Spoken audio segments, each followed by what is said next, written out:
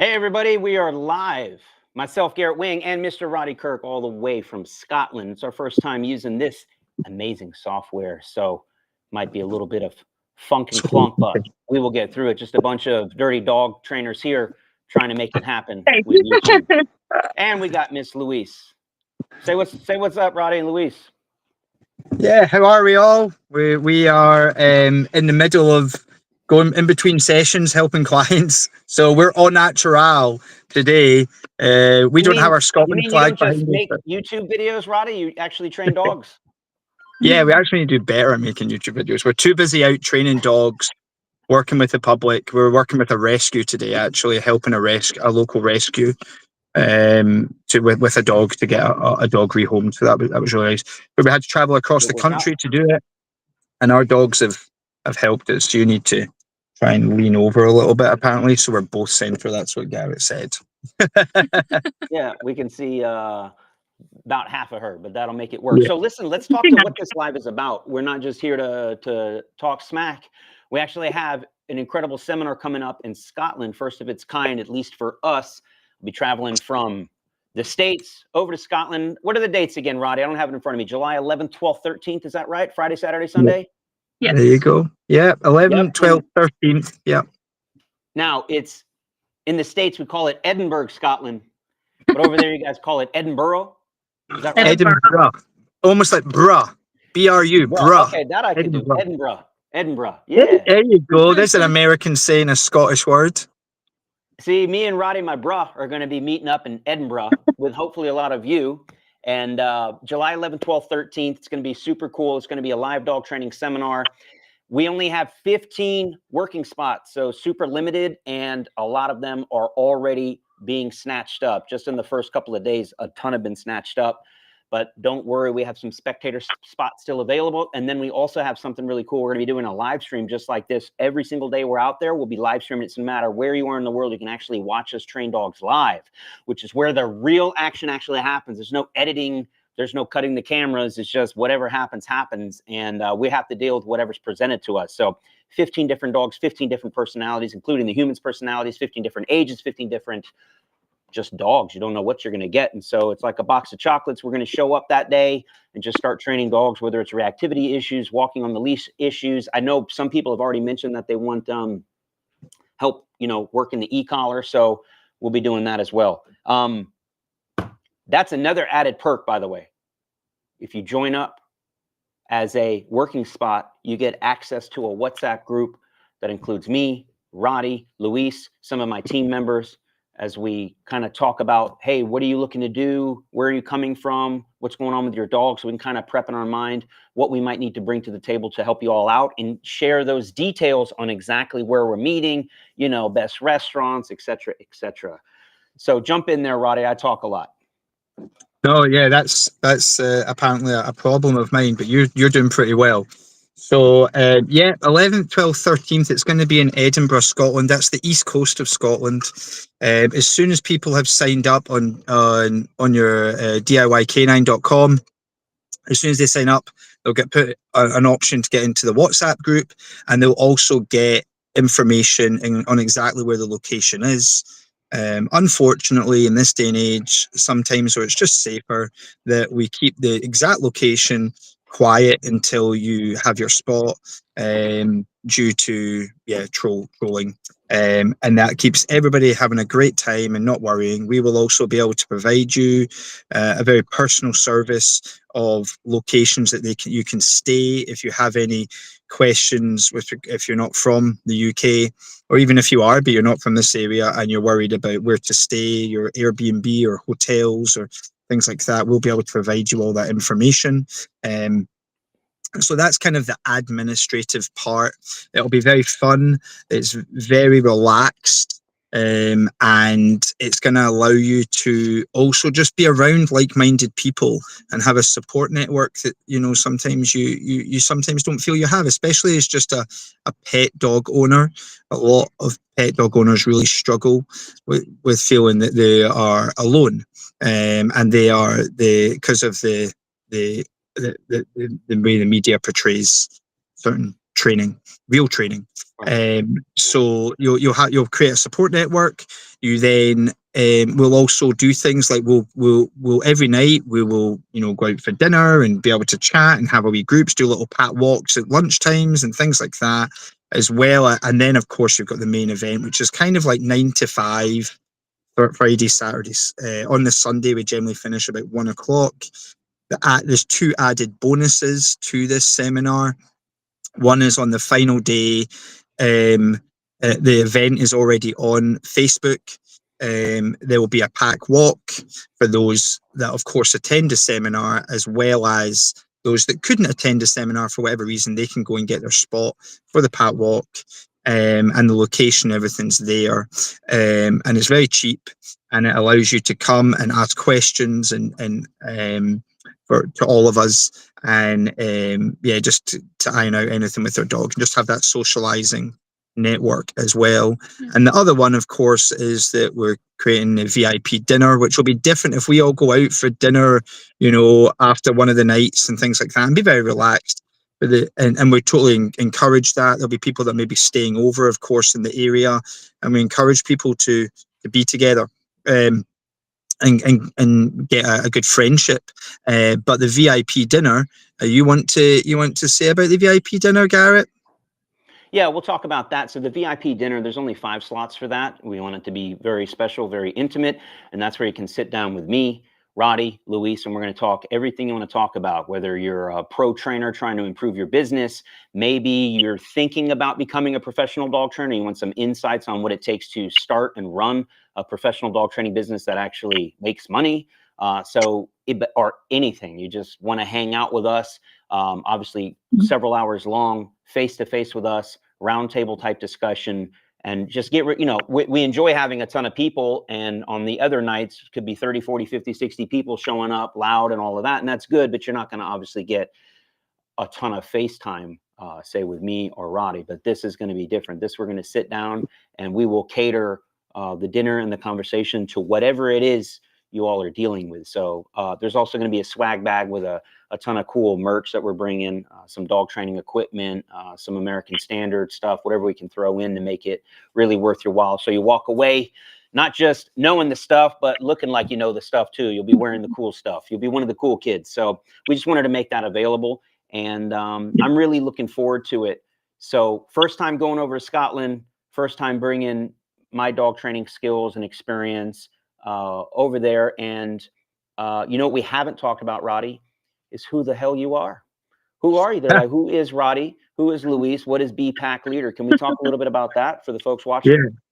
Yeah, of course. We are just in Scotland, but we are international. We've been all over the world for since 2007, so nearly 20 years, and basically go all over and do mainly one-to-one sessions for pet dogs, or anything really, from how to bring up a puppy all the way through to rehabilitating fighting dogs, which we've had ourselves, and do one-to-one sessions. We do board and trains, we do classes, and we mostly cater in the individual's homes and help you in your home. We also deal with a lot of rescues and rescue organizations.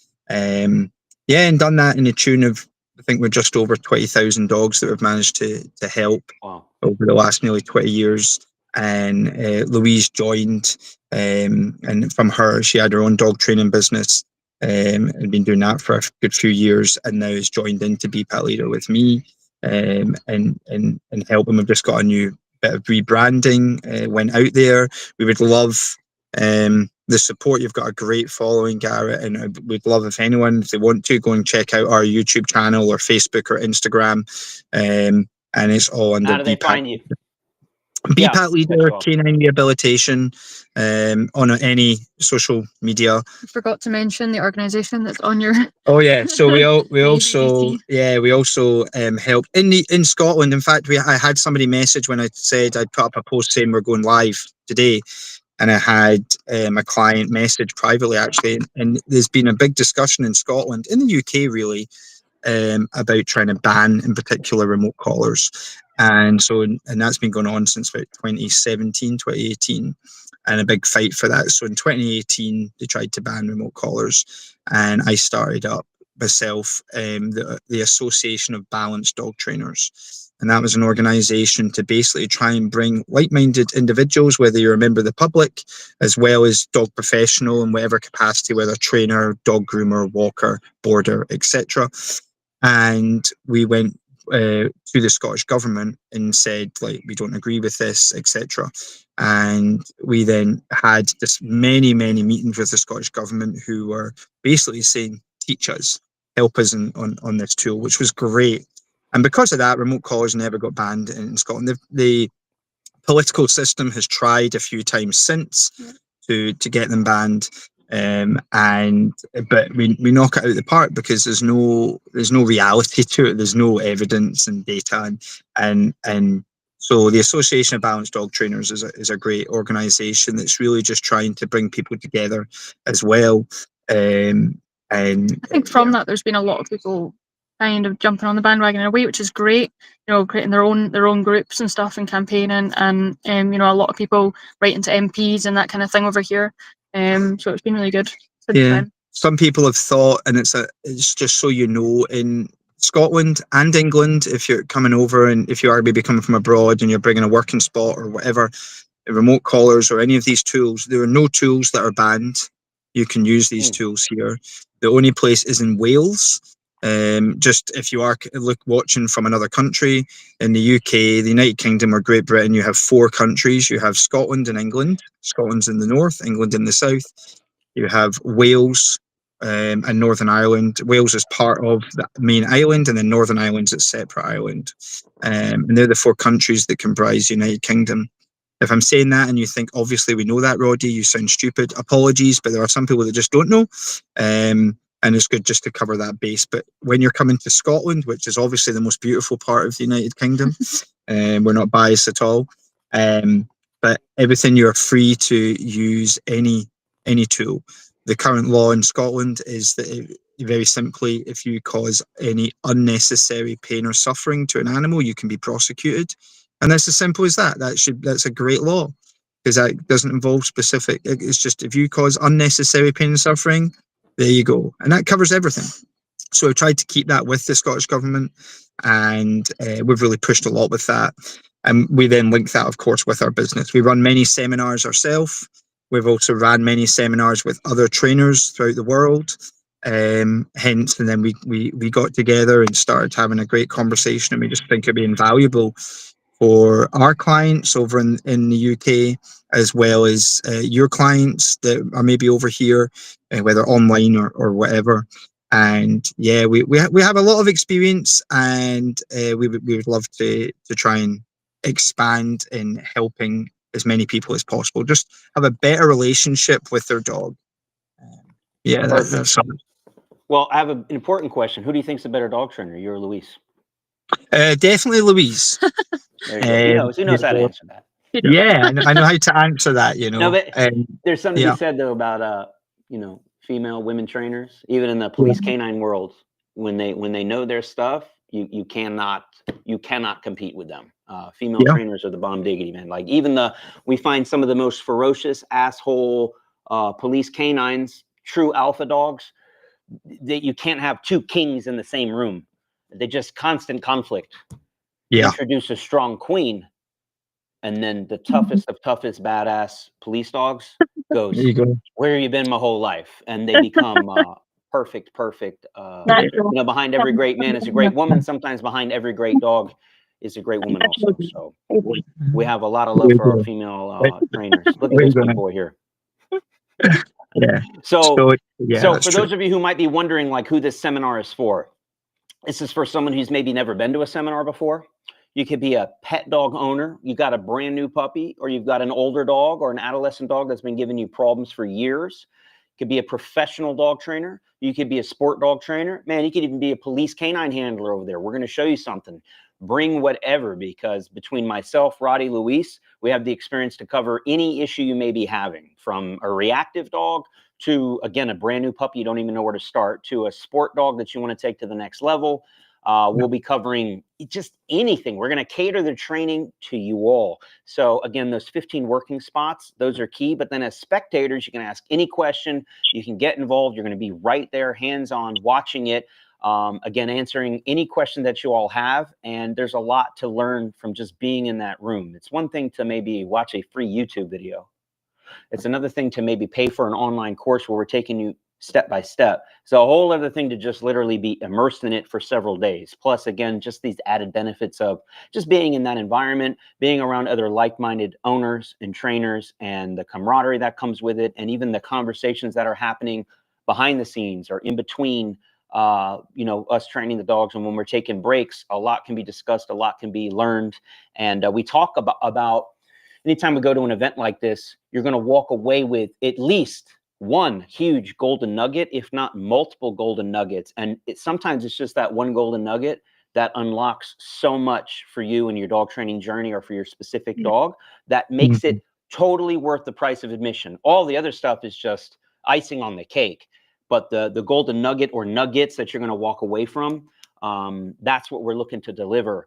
And I know, again, a lot of people have already asked about my e-collar training system, which I believe is the best in the world. I just really, because why is it? Because I beg, borrowed, and steal from everybody else, added in my own secret sauce. And it's also ever changing, ever expanding. We're adding more and more to it all the time. So point being, I'm really looking forward to sharing that. And one of the ways we actually share it, I find the best way to teach someone how to use an e-collar is to put it on them, then have them put it on you, and really be in the mind of the dog. We can communicate back and forth, and not until you iron out all your kinks, until you get it all. Like, if you do it wrong on me, I can tell you, hey, you're doing it wrong. If you do it wrong on your dog, unless you know what you're doing and you can read the dog, you may not know you're screwing it up. We find a lot of people, professional dog trainers included, using the e-collar incorrectly. They use it only as a hammer, but it is one of the best tools, if not the best tool ever, in my opinion, brought to the dog training world, only if you know how to use it. It's like a surgical instrument. It is amazing. And so we like to talk about how it's not just a brake, it's a gas pedal, it's a steering wheel, it's a motivator, it's a digital leash. In fact, not to talk too much, but we have a dog on our program right now, a husky, who is a wild child. And we're training him to be a full-fledged service dog, that the owner's going to be taking him to work with her everywhere she goes. But the kicker here, or the key thing to think about, is she is a quadriplegic, meaning she does not have, you know, normal, easy use of her arms, hands, legs. She has, you know, I don't want to talk about her particular situation, but let's just say she cannot use a leash like other people can, does not have the strength, the dexterity, the control. She cannot take that dog out on a leash, because she literally can't hold a leash. So how do you control a dog when you cannot hold a leash? An invisible The e-collar leash. is the only way it's going to happen. What's that? An invisible leash. An invisible digital leash. Yes. Or you can go the purely positive route and try to bribe the dog 24/7 with lollipops, you know, hugs, kisses, treats, and fairy tale wishes. It's not going to happen, folks. And then just have no dog. It's going to work for the e-collar. So that's the only question I asked her when we had one of our many conversations leading up to the training was, so you're a quadriplegic, get that? Does your thumb work? She goes, yeah. And I said, show me. And she goes like this. And I go, that's all I needed. Can you push a button? Obviously, she can speak and tell the dog to do something. We can all do that. But if it was as simple as just telling your dog to do something, we wouldn't be employed, Roddy and Luis. We wouldn't have a job. But as many of you know, telling your dog to do something and them actually doing it is a totally different conversation. So she's obviously able to tell her dog to do stuff. Whether he's going to do it or not is the question after our training, which is going to obviously involve a ton of training with him, but obviously a ton of training with her.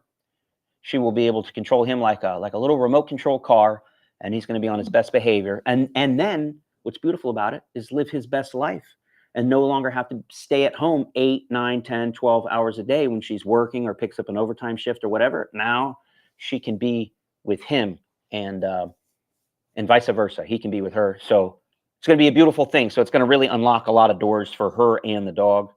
And we're looking forward to it. And so we're going to show you that stuff. That's what we're going to show you, like how it's not going to be more than just e-collar, but man, if we just spent the whole seminar on e-collar, we will blow your minds, but we're going to do even more than that. So we'll blow your minds and then some. Yeah, definitely. It's a great opportunity to create, bridge the gap to where you feel your relationship is missing with your dog, regardless of what the issue is. As you said, whether you've got a puppy to an old dog to a dog that is nervous to any issue whatsoever. It's not a seminar just for because we've already booked out quite a lot of spots, so you need to book quick because the working spots, there's a limited number and they're booking out really quick. So it is not. I've had a few people ask, "Oh well, I'm maybe considering it, but I don't want to be embarrassed by all these other well-trained dogs there." And you're like, this is not what that's for. Yeah, we had our last seminar was pretty much all problem dogs. There was a couple maybe of high obedience guys or, people who are now trainers, but pretty much all of them were bad dogs. Bring your problem dogs. That's what we want. And then some people just to consider, they're maybe asking about the price, and you see that on DIYcanine.com, but you are getting huge value for your money, because you're getting to spend 3 days with us and 9 to 5. I mean, if you look at the price normally, I'm dying to show you. There's a dog passing us here in the park. You can show us. What is it? Acting a fool? Yeah, it's a lovely big lassie dog, actually. A big Shelly lassie dog. But it's taken the lassie for a walk. That's a Scottish word for a lady, the lassie. Ah. Yeah, that's crazy. We'll teach you all of them. Yeah, Yell we'll out teach the all window. Come to our seminar. We'll fix it. We'll fix her walking. Yeah. We'll tuck out the car. But don't be shy. price, you guys got to bring these problem dogs. And if you see me looking at my phone, it's not to be rude. I'm in the chats, stirring it up because we're about to be answering some questions. I'm asking them to ask their questions so we can get to them. So I'll be scrolling through now. And it's not me being rude. Yeah, go. So I was just saying other times in the UK in particular, people concern about they ask about price. Of course, everyone asks about price. But you're getting 3 full-on days. And if you're coming to the seminar, you get the pack walk. You get that for free. So as part of the package, so you get 3 full-on days and a massive pack walk. For really, on the whole scheme, not a lot of money. It actually makes our hourly rate very, very little. But the knowledge that you're going to gain from coming to the seminar is just, it's amazing. And even if you're just looking for that, we'll look at giving out certificates at the end as well. Some people like to ask, there will not be a test or an exam, but some people, what we generally do is we give out certificates at the end to say that they've attended this course, this seminar. And it gives them a bit of confidence, especially if they're in the dog training world, to go, no, because there's so much emphasis, in my opinion, rightly and wrongly. We spoke on our last live about this, but about regulation and things like that. But so much emphasis on people that have their own agenda going, oh, what's your credentials? And, show me the paperwork. And well, my credentials is that this is my experience. And but if people, as a dog trainer, maybe even if they're starting out, but if they're able to say, no, well, I attended this seminar with these guys and I got this knowledge, and that carries a lot more weight than in the real world, because nothing beats practical experience in the 100%. Real world compared to the other, the other nonsense credentials, because it's unregulated. Yeah. So there's no qualification, and the only challenge of I'm kind of for and against regulation, because regulation would be a great idea, but who does the regulating? And that's the problem. So anyway, so it's definitely worth your money if you're thinking, oh, well, I don't know if I can, or, this, make it your holiday for this year. Like this is not to be missed. We do have, we've got, the last couple of seminars we've done the last year, we have a really good group of people who, they come along, they stay for the weekends, they come for dinner afterwards, they've stayed friends, they walk their dogs together now, they've overcome their issues, and it's great, and they still come to classes and stuff, just to socialize. So it's really good. We do have a couple of questions. Yeah. Scared. And right before we do, I wanted to say something about, because Roddy, I love what you said there. I recently had to revamp my resume for something. And as I'm looking at it, when we go to the dog training part, I think I have, when it comes to dog training, like 2 certifications, law enforcement related. Yeah. 2, and they're required. Everything else is all the seminars and trainings that I've went to and or have actually taught. And that's where you learn it nonstop. So I love that you said that. I had never considered that before, but it's not the stupid acronym or certification behind your name. It's who you know, who you've trained with, who you've worked with, how many dogs you've had under your belt, how successful you are, and then the ongoing nonstop learning. The minute you stop learning or think you know it all is the minute, you know, you're not good anymore. And so I still to this day go to training seminars, whether I'm teaching or I'm learning. And even when I'm teaching, I'm still learning because I love that feedback, and there's always a new problem, something to fix. So thank you for bringing that up, man. It's very smart. But yeah, Luis, let's get into them. I got one here, and then we'll pass it back. Bobby Valente says, love your channel, man. Hope to train with you someday. I don't know if that's Roddy, Luis, or me, but either way, thank you so much, Bobby. And guess what? If you want to train with us, we'll see you in Scotland, Edinburgh. And let me know every time, Roddy. Give me a thumbs up if I got it right. So, awesome. Bobby, thank you very much. Let me know if you got another one, Luis. I'll keep looking. I was just looking at a few. We have a few Scared Dog. We have a few on resource guarding, but I was just going to remind people, obviously, hopefully those people come along to the seminar, but if not, if they're too far to travel, whatever, I was just going to put a reminder of our live training. You can join online and get all the same resources digitally instead of being there in person if you can't make it. So that is an option. Lily has a question. Lily says, is it possible to train your own service dog? 150% yes. In fact, I would recommend it only if you know what you're doing, but you have to study under someone. You can't, I mean, it'll take you over a decade to try to figure it out yourself. And by then your dog's not quite capable of being a service dog anymore. You'll be getting a new dog and starting all over. You need to get that dog trained. The sooner, the better. It's like the dog we have in our program now started his service dog training at 10 months. It's not too late, but I said it just yesterday on a live. I'm like, man, I just wish we had this dog at 8 weeks old, 9 or 10 weeks old. The difference would be night and day. The dog would have been fully trained, say at 6 months old, 8 months old, instead of, you know, I always use this as an example. Tiger Woods is so good at golf because he's had a golf club in his hand since he was 3 years old. Right? If I try to pick up golf now at 42 years old and try to catch up to Tiger Woods' skill level, it ain't going to happen. So the sooner you start training the dog, the better. That doesn't mean you can't. You can't. If I picked up a golf club today, I'll be better next year than if I waited till next year to start. So yes, even older dogs can be trained. But the point being, to the question, can you train your own dog? Yes. But you have to work with a trainer like Roddy or Luis, whether that's in-person training, online stuff. You take our online courses at DIY Canine, our complete set. That's everything you need to raise and train your dog to be the best that it can be. The only thing you need to add on top is a medically related service dog task, which we can also help you teach your dog, you know, specific to whatever, you know, issue or ailment or disability that you're dealing with. But a lot of people forget this, and then I'll shut up. The service dog might perform a service dog task, and I don't know what the rules over in Scotland are, but I'll tell you what they are in America. There's 2 things. It has to have the service dog task, but it has to be well behaved at all times under perfect strict control by the handler. No ifs, ands, or buts. That means no reactivity, no screwing around, no jumping, no pulling, no barking, because even if your dog is a service dog, I don't care how much service dog action it does. If it goes into a restaurant, business owners are protected by law. The same ADA law that protects service dogs also protects the business owner, and that business owner can tell you and your fake ass service dog to get the hell out of their restaurant if it's causing a disturbance. So I want you guys to think about that. I want you to slap a service dog vest on and think you're good to go. If your dog acts a fool, out you go. And there goes your service dog protection. So I say first and foremost, your dog needs to be well-behaved, super obedient, on its best behavior.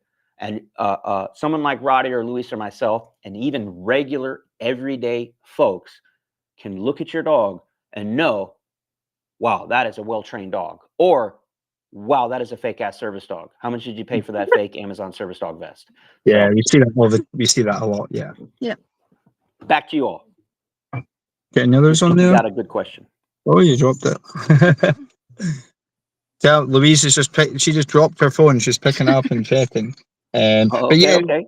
it's good to emphasize like things like, for example, resource garden. Just what you're saying. I'm not looking at the list, but that'll all be covered. You know, in the as much as there's already content online already for us, but coming to the seminar, if you're able to, nothing trumps coming to the seminar. But if you can't for whatever reason, do the online thing.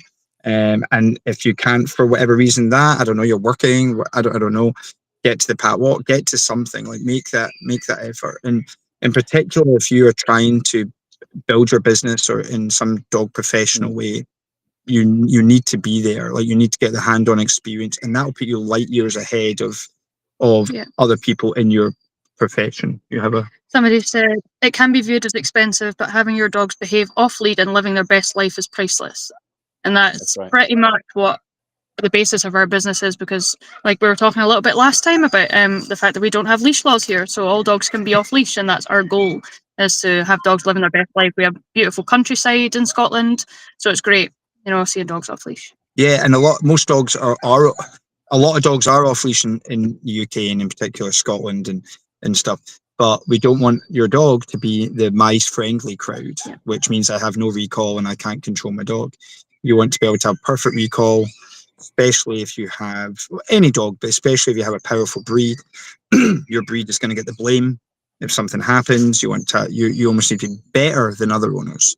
But you come and get the best out of it. Bring whatever you've got with your dog already, and our goal is just to make it better. We want to better your relationship with your dog. If you're going, well, my dog's already excellent, we just want to add to it. Let us make it better for you. That's all we want to do. Whether you feel you're at a level 1 out of 10 right now, and let us make you better. And if you feel you're at a 9 out of 10, let us make you better. Like, let's try and help make you better. That's all our goal is to do. So we have one here from Addison Spruill. I will be watching all of your videos again to start my journey with my service dog puppy. I am in Jacksonville, Florida. Shout out to Florida. That's where I'm from. That's where my mama lives. And she's right now waiting for her flight home to Seattle. And yeah, if you got a fully trained service dog, your dog can fly with you from Jacksonville to Seattle. But Addison's going to do it themselves. I believe that's a girl, so herself. You never know these days. But Addison's going to handle that. And we're here to support you. Again, whether it's online with Roddy, in person with Roddy or myself, or online courses, we're going to make it happen for you. So happy to hear that you're going to be jumping into the deep end to make it happen. I'm looking. There's a ton of questions here. I'm just trying to find ones that are most related to what we're doing here. Of course. So back to Addison, actually, to continue with that. What is the best way to get my brand new service dog, or excuse me, service puppy, it's going to be a dog, in training started? It's a 13-week-old male German Shepherd. What's the best way? Whether it's a service dog or not, by the way, what's the best way? Because I honestly believe we should be training all of our dogs to a service dog level. And what does that mean?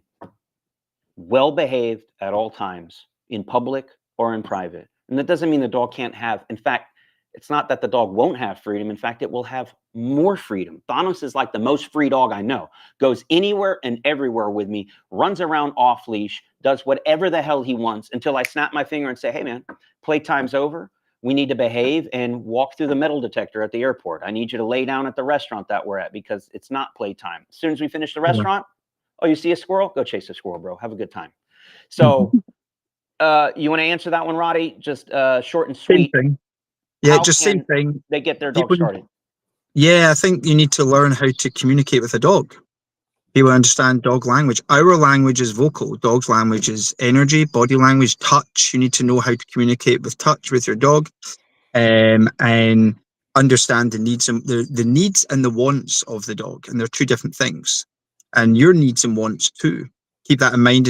In particular, the certain breed that you get, with your needs and wants. But yeah, you have to emphasize on respect with the dog and you, and trust. Trust is kind of easy to build. Respect is what you need to work on. And that's if you've got that, everything else will fall into place. But if you can't get your dog's attention, then it doesn't matter how much gymnastics you do. But if you can't get their attention, it's irrelevant. It's not that gymnastics isn't important, and we love the gymnastics, but you have to be able to get your dog's attention, and your commands need to be not negotiable. And you Yes. you need to make it crisp like that. If you've got that, everything else you can always teach something, but you need to have that established relationship. And that's always what's missing when we go and see somebody. They don't have enough respect from their dog. Respect is they don't know how to really communicate properly. That's the key thing, is knowing how to, because that word is now confused with abuse and punishment, and it's learn how to really have your dog respect you. Put it this way, there's a reason you drive differently if there's a police car behind you than a normal car. And you've got to ask yourself why that is. And that's the relationship your dog's got to have with you. And most dogs, they don't. They see you in the rear view and they just give you a proverbial 2 fingers and do their own thing. Yeah, And that's funny, man. That's funny. I like that analogy. And so my friend Justin Rigney, a fellow trainer, he says all dogs are criminals. They're criminals, especially if you allow them to be. They have like a little criminal mind. They want to see what they can get away with. They want to see if they can steal that food off your counter. And if they don't have to listen to you, they won't.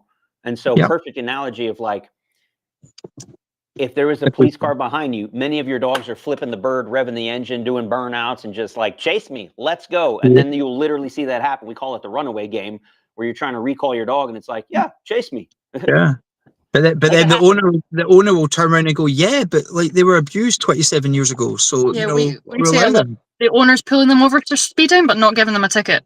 Yeah, there's a big difference between interrupting behavior and correcting behavior. There's a big difference between those two things, and people don't even know how to really interrupt behavior, but let alone correct behavior.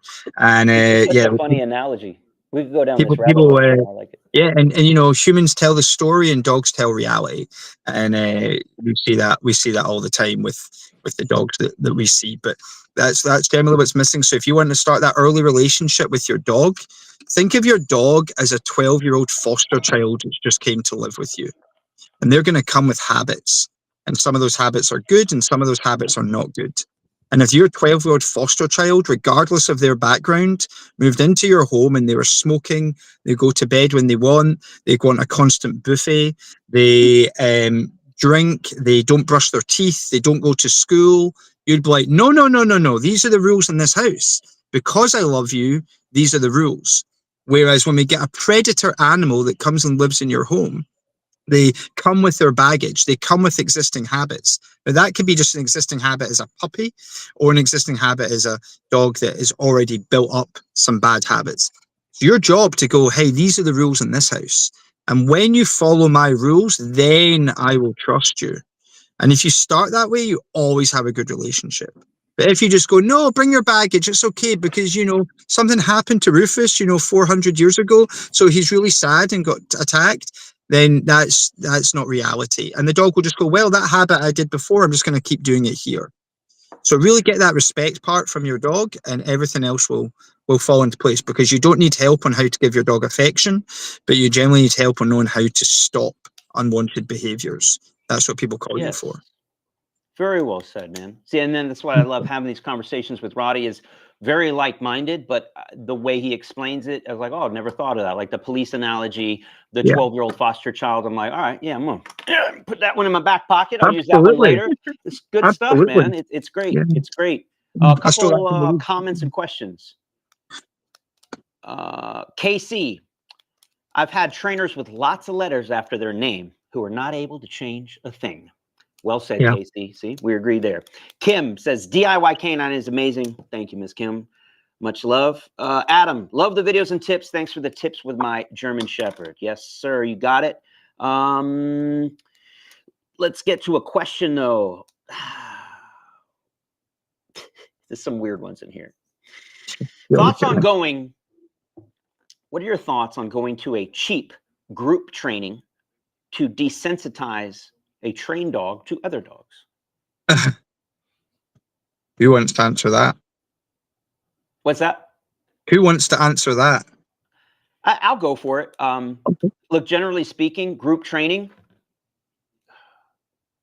there's pros and cons to it. We talk about it a lot.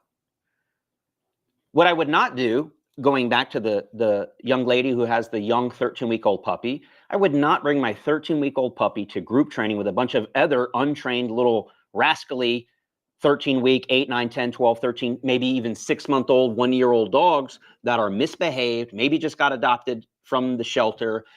And then you have one trainer trying to oversee 4, 6, 8, 10, 12 people who have no idea what they're doing, 8, 10, 12 dogs that are misbehaved, don't know what the hell they're doing. It is a recipe for disaster. But that's not actually the question he asked. So generally speaking, I'm not a fan of group training whatsoever. But the one thing that I do appreciate with group training is if and only if your dog is to a very well-trained point. In his case, I think he's saying like fully trained. Yes, I think group training with a fully trained dog is great.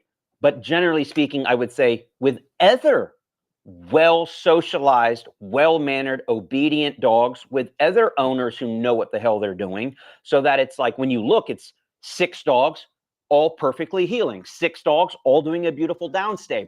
The danger of bringing your perfectly trained dog to a situation where you might have all these other wild-ass dogs, I see it as a killer opportunity to proof your dog off distractions. But it only takes one instance for your dog to become a reactive shit show for the rest of its life. If you're not paying attention, and I guarantee you all the other owners who do not know what they're doing are hooked up to the wrong equipment and have dogs with questionable behaviors, let's say they have a really reactive dog, you turn your eye for 1 second, or even if you're watching like a hawk, it only takes a split second for a dog to leap up and jump on your back and tear into it. Now you have a nasty dog fight. Or even if they don't make contact, just the threat of the violence. And then what are you going to do? Because you might be trying to control your dog, and that, what I call a D10 distraction, meaning the highest level distraction that you're dealing with, when you're really working with a dog, in a perfect world, you're able to control the level of distraction through distance or whatever. Let's say I have someone clapping their hands to get a dog to look, and I'm struggling to get the dog to focus on me because their clapping is a little too loud and obnoxious. I can say, lower the clapping, make it less. If a dog's acting a straight fool and the owner doesn't know how to handle it or calm it down, you can't make that D10 distraction become a D8. You just can't. Or I don't know. It's just, how about this? I'll make it simple. The juice ain't worth the squeeze. Why don't you bring your dog to somewhere like a seminar that we're putting on, right? Not to plug it, but that's perfect. Now you have multiple trainers, people who know what they're doing, and we do it in a much more controlled environment. I do find a lot of the folks putting on group training, especially the PWBS positive only treat bullshit, have no idea what they're doing. You're not getting anything out of it. It's just don't do it. Just don't do it. Bring your dog around other well-behaved dogs is the answer. That's what we want to socialize your dog with. That's the picture we want them to see. Remember, they learn from each other too. So if they see other dogs acting foolish, you want them around their peers. And sorry, I'm just thinking the exact same thing as you. Like, that only group classes, because we do a couple of group classes, but that only works if everyone's singing from the same hymn sheet. Whether it's a class or whether it's a pack walk, you have to make sure that you're singing from the same hymn sheet. And there's lots in the UK now where we've done pack walks for 15, 16 years, but there's a lot now that whether it's breed specific walks or others, and it's just organized chaos because you're all singing from different hymn sheets. Whereas the goal is you all have to sing from the same hymn sheet. You have to have the same type of training. And now we can have 40 dogs at a pack walk. We can have 20 dogs at a class. We can have dogs there that, if they in the past had wanted, kill another dog, and you never get a fight. You never get it because everyone is singing from the same hymn sheet. They are actually now good peers around. Dogs need to have good role models around them. Yeah. If every dog they meet is barking at them and going crazy at them, especially when these young ones, they're just going to go, so this is what we do. And so there has to be that. And most, I'd be very strong in saying most dog training classes you go to, most, probably well over 90%, I would avoid like the plague. You also have people that don't want to spend the money. Let's be real. They want to be able to, they've got this list of problems with their dog and they go, so can I just go to some classes? And I just go to a class and they're like, well, you've just got this list and you're really going to need some one-to-one work. Yeah, but I've spent $1,000 on like this other trainer and it didn't work. And, so can I just come to a class or can I? And it's like, sorry, that's not our problem. But you need to come, you should have came to us first. We're here. But people sometimes will go to a class but they have huge problems that they need to sort, and it needs to start in their home. It needs to start in your home, and then on the leash, then off the leash. But so a lot of times the mindset of the training class, or in the UK, a lot of pack walks, you have to all be singing from the same hymn sheet. So make sure you're using a balanced trainer that's doing these classes.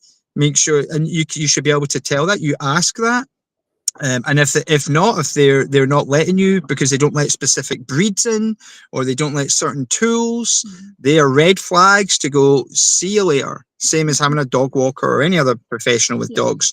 You avoid that, but you all have to be singing from the same hymn sheet, because you want it like-minded role models that you can all help each other. That becomes a safe space. So if your dog does kick off, you know how to correct it, you know how to handle it properly, not be embarrassed and upset and worry about the police rolling in or being trolled on social media or whatever. But you have to be singing from the same hymn sheet. So be careful what training class you go to, what trainer you go to. Yeah, and what trainer you choose. We got a question, or I think it's a question from Sri Lakshmi. I'm back here with my set of questions. Blah blah blah.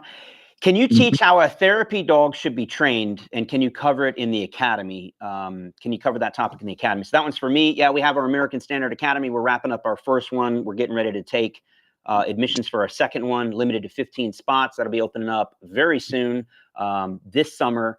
We're already coming into summer. So what I'm saying is it's coming soon. I just don't want to give you a date just yet, but very, very soon. So keep an eye out for that, Sri. And yes, 100%. We're going to teach you all of that and more. You want to learn how to train a therapy dog, service dog, whatever you need, we're going to show you how to do that and literally walk you through the process. Let's see. And I just want to remind everyone, Scotland, speaking of summer, July 11th, 12th, 13th, I'll be going over there. Edinburgh, which I keep saying the Scottish Highlands because it sounds fancy, but someone told me like, hey, bro, it's the lowlands of Scotland. I'm like, it's all good, baby, because I don't really care. It's going to be beautiful either which way. But let me know on that, Roddy. Is it the Scottish lowlands or the Highlands? You're actually called the Central Belt. So you're in the centre of Scotland. And more, if you're East Coast, it's more castles and beaches, which is where we are. But there are some lovely hills and mountains there. The West Coast, but again, it's not very large. Within 40-minute drive, you're then in a lot of mountains. So and going into what we call the Trossachs. So that's very mountainous, very beautiful. What you would picture Scotland to be like, in particular, the mountains and the castles and the burns. A burn in Scotland is a little river, call it a burn. So you've got all your little burns and all that. So you'll be able to, if you're coming to the seminar, not just yourself, but other people, you'll definitely be able to get an array of all of that from coming to the seminar. Also, the location of the seminar is in we use a big indoor equestrian centre on a country estate. Yeah, it's really beautiful. And it's beautiful. And then within, not far at all from there are other things that, castles and beautiful country walks and things like that you'll be able to. But you wouldn't necessarily class it as the Highlands, but you're definitely able to tick all the boxes of Scotland from where we are. Yeah. Perfect. Yeah, so I'm super excited. So we're just a short hop, skip, and a drive from wherever you want to go, because like you mentioned, Scotland's not that big, and like you said, a lot of people are making it their actual holiday, their vacation, which is exactly what we're doing. We're going to come over there, we're going to work, and then when we're not working, me and the family are going to go explore all there is to offer over there. So very excited about that. So again, it's a reminder for everyone, if you're anywhere in the States, the UK, Europe, there's a way to get there. If there is a place to go, that's the place to go. Edinburgh, Scotland, July 11th, 12th, 13th. We got very limited working spots left. We have some spectator spots left. We also have the ability for you guys to watch it live, and we'll also be recording the whole thing. So there'll be an opportunity to purchase that and have that as basically something you can refer back to time and time again. We'll also have those VIP spots, which are going to be even more reserved. However, wherever you are in the world, we're making it available to you. And if nothing else, just continue to like, share, subscribe. Check out Roddy and Luis at BPAC Leader. You guys already know who I am because you're on my channel, hopefully. And that's really it. That's a wrap. If you guys have any questions whatsoever, you can contact my team at info@DIYcanine.com. Just head at DIYcanine.com. Everything's there. There's a whole webpage dedicated to the Scotland seminar. Again, once you join, you'll immediately get all the information you need. and be joining the WhatsApp group where you can communicate directly with us. We'll get to know you a little bit better before the seminar starts and start feeding you information on all the good stuff, including, places to eat. But I have to figure out what type of kilt I'm going to wear, what the regulations are, like how short of a kilt can I wear. The other concern I have, Rod, I got to be honest with you, man, as an American, former law enforcement officer, Yeah. we have the Second Amendment over here. I bring my gun everywhere, but over in Scotland, we don't. I need a dagger or a sword, brother. I need to go full Braveheart. Yeah. So you'll have that. It's called a skiing do. So your kilt is just going to be a normal length. But if you want your gun, then you have to go true Scotsman, and then that's the only gun the true gun that you're going to have. That is what you're going to carry. So like you have dagger, to go, right? Yeah, but you have to go commando. That goes in your sock. so It actually does. So you're gonna have your gun carrying underneath your kilt because you're commando, and then you're gonna have your knife in your sock, which is called the skiing do. And you can have your sporran, which is like the little little man purse that like goes on the front of your kilt. The little Scottish fanny pack that you can have. I'm going all in. Put your treats in it. Commando? Do we go commando into the kilt? True Scotsman. Yeah, true Scotsman. That's where you keep your gun. Say no more. Say no more. And it's not that the last time I wore anything close to a kilt, I actually wore a toga, right? Sometimes we do those toga parties here in America. I was at a toga party. Dare I say this on YouTube Live. And they were doing keg stands. I don't know if you know keg stands, American thing. So we're way out of college at this point. We're grown men and women. And keg stand. And this is like a law enforcement thing. We're all off duty, obviously. But they said, hey, LT, come over here. And you want to do a keg stand? I'm like, I'll do a keg stand. Everybody's already done one. What they didn't know is I was going commando, baby. So when they did a keg stand, they saw all the things. So they almost dropped me because they were laughing so hard. But that's how we do it, baby. So maybe that's what we'll do at the VIP dinner. We'll do commando kilts and keg stands. There you go. That would crack everybody. Right. Cool. Well, anyways, I really appreciate your all's time, including Roddy, Luis, and everyone watching. Thank you so much. Scotland seminar coming up soon, first of its kind. It's going to be amazing. Really hope to see you there. And if you have any questions whatsoever, check out the webpage. You can reach out directly to our team, out to Roddy and Luis, and we will help you figure it out. And that's pretty much a wrap. Thank you guys so much. Thank you, Roddy and Luis. Awesome. Thank you so much. Speak soon. All right, everybody. We will see you guys on the next one. And I have no idea how to end this stream because we're using a new platform. I figured it out. See you guys.